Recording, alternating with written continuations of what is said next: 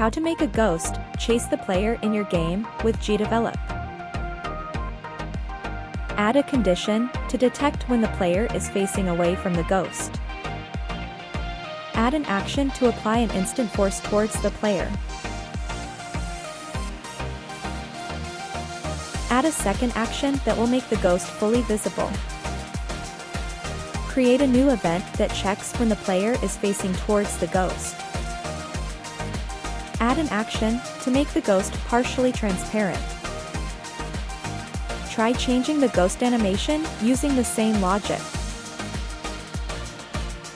Now your ghost will chase the player when they are not looking.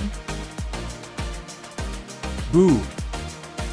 With GDevelop, you can create games for free. GDevelop.